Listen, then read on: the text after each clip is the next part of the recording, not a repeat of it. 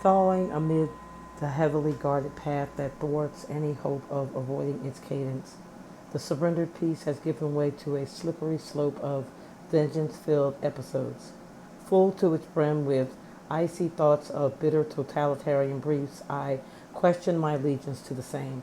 The smirk fosters a hidden desire to understand the range of this emotion and or remember the scope of its perilous folly.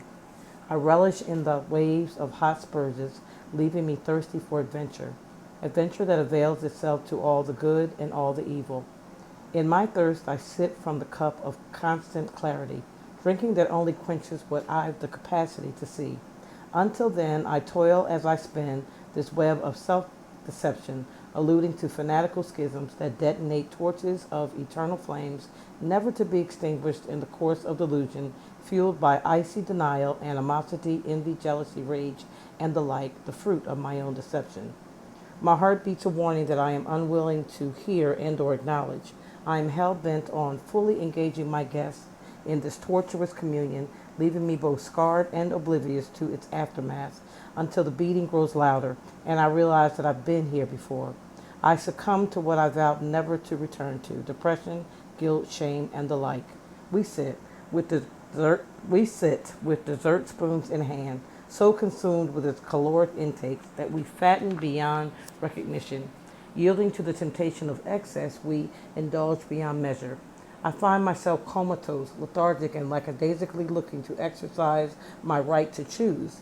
I can feel the tentacles winding and unwinding as I trudge to the narrow gate and bid a fond farewell to my latest indulgence, remembering this too is a familiar place. A novel concept arises to be in awareness prior to the decadent cadence of the slow, taunting dance, before I am mesmerized by each step devouring me and this groan erupts from deep within. This is an ache of knowing that there is another side to this, and it beckons me to partake of the counter dish. In so doing, there is no rapid heartbeat or bated breath. It awakens other dormant comrades of synonymous persuasion. I opt to abide here in the hopes that this newfound solace offers a glimpse into a deeper reality of two sides of one end. Things stop spinning. The gaze ceases to tattle and there is silence.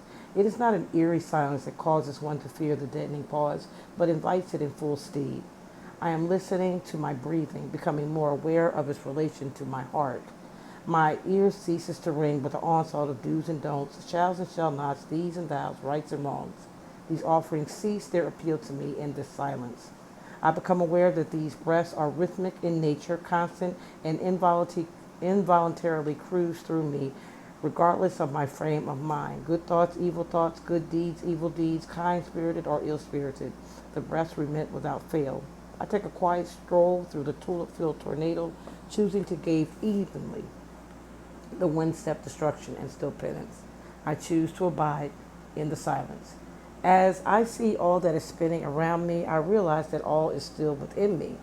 Panic calls out to me, but I've no desire to even wave goodbye as it swirls out of control, out of my view. When confinement reaches out to me, there is no surge to join its solitary facade. I let it pass. Patience comes up behind me and enshrouds as I decipher reality from the conjuration of one-sided deliveries that sought to tarnish the beauty held within the totality of the tornado. Chaos and light were both there to see. The balance of the two, followed by complete eradication, cultivates the anchor of peace within. With no stark contrast, the lines fade, and the experience becomes a whole observation. All things are being constantly revealed and unveiled for all to see. The tornado beckons to me in the stillness as I stand in the eye. My will has lost any desire to combat the overwhelming sense of peace. It permeates to the deepest recesses, calling ever deeper into this place where all things coexist. Here no one vies for center stage. All peaceably abide as they are, where they are, non-resistant and acquiescent to the circumstances, situations, and conditions that coddle the embryonic bed of one soul wooing to this place of endemic rest. It incorporates every dynamic that has presented itself, in some cases reinvented, to enable one to shed the likeness for the like, to ebb and flow as proposed, with no agenda or forethought of masterminding or circumventing what was already and will be resistance and or no resistance. Tears flowed from my eyes as I mechanically walked through the circumstances which led to this outpouring. In times past, there would have been a crowded room filled with fear, disillusionment, and confusion, yet all I desire is for these tears to run their course as my soul remains at rest in the midst of this sneak attack by emotions that scream for validation. But I refuse to give over to their combative undermining. I allow myself to experience the full gamut of this plague through observation. I don't remember when the tears stopped because I fell asleep thinking of the mass of emotion as being in one place and me in another. I embraced the senses that riveted through me without attempting to answer the questions that quickly settled in query. Somewhere between acceptance and denial, a decision was made to remain still at rest. Time would reveal whatever was here to see, and everything else would simply fall away to reconstruct another sneak attack. This time, with new information and different positioning, the outcome is certain to be different. No denial, no foraging to forget and not fully understand what has transpired with my soul intact. Not lying beside the road in a heap, hoping for some soul to wander this way and lead us both into further foolery, yet firmly shaped. One is then rooted in the will to rest in peace despite the suppositions, presumptions, and quandaries. The trio leapt to hitch a ride to the other side of melodic mayhem, which, devoid of its conjecture, would not clearly ruminate of the intricacies of for this soul to be extricated to its whole state. It is in allowing the scenario to render its verdict without partiality to fear, worry, or doubt, expecting to be found as you were lost, rested indeed. This place, once unveiled and discovered, seats its journeyman in a place of permanence that creates hardships in transitioning from buried gas lines to an excavated gas station. Standing on the shores of West Africa, gazing across the Atlantic Ocean, as a sea of emotion erupted within me. I replayed the words, the stories leaving me angrily disappointed to degrees I was still to fathom. I was unwilling to be viewed as anything other than what I was inherently. Awareness beckoned to me. I embraced truth amid the conjectures to arrive at this place. Despite historical concoctions to disillusion one into a Kool-Aid drinking frenzy, serving to confine one's existence to a class or culture, I am fully reconciled to the state that I am in without mortal labels. One is not made to be housed in mortality forever, though its temporary vestige allows the full magnitude of the preponderance of evidence to be realized. You are eventually catapulted into a realm where nothing matters to you, except coexisting in this place that confers the impeccable honor of being fully rested in full-fledged opposition. Here one welcomes all contrary and similar dilemmas, knowing amid them all the essence of truth exists.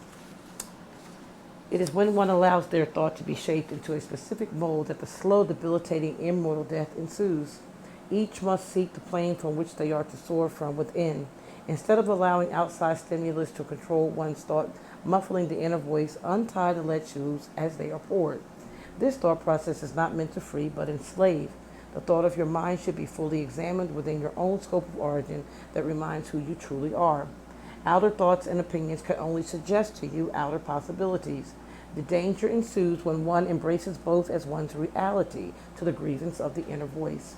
Having sight to see beyond the appetency of this material life to view the immaterial one, the one that cannot be seen with the natural eye, requires the owner to divulge the inner sanctum of one's existence to crest its core.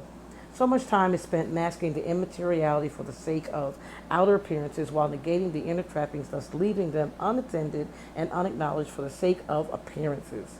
Sardonic tones and dim hues are the normal coatings on this path strewn with difficulty and adversity while housing patience, kindness, and joy. The choices laid bare to the soul can be detected yet attained through difficulty. When the issue of possession becomes a topic for discussion, the trapdoor shuts and the darkness eases. The hand holding all things loosely grips the temptation to have, shutting out all signs of light, to stumble around in darkness and arrive at a place of solidified doldrums, ascertaining what was merely meant to be. The grip loosens and the fragmented rays of light shine upon the morsel ripe for plucking. Its owner waylays the forked agenda to proceed to its place of wholeness that is subconsciously being sought by every fragmented being, both knowingly and unknowingly, seeking to realize what has been actualized in every living soul. Grove purports to acknowledge the stream of clairvoyance that eternally sounds the inner alarm of every vessel that has ever had a pulse or breathed a breath. This actualization takes on a deeper meaning the more one draws into one's inherent DNA, which was embedded prior to cell division, tissues, muscles, and even a heartbeat. The essence that fills this existence transcends all material formations to locate one's origin where it lies in the reality that one always was and always will be one with God. Now, as soon as we hear this word God, it sends us to varying degrees of awareness, supportive of our own experiences or the lack thereof. Wherever your persuasion avails you, true spirit will prevail. It is within this framework that you remember what has lain dormant, while the edges of outer reality seek to send you into a compulsory state of living. This lends itself to selfish ambitions, negating the true essence within the hollowness of oneself amid the plethora of desires and wills that banter for center stage. The truth awaits and beckons ever so gently to be still and know. It's that place where we are experiencing nothing and everything simultaneously with no need for justification or explanation, seeking no approval or authorization, content to exist within the framework that we are. The inner and outer worlds want you to believe that unless you are pursuing more, better, higher ways of doing things and being, you are not living up to your potential, when neither has anything to do with your true potential.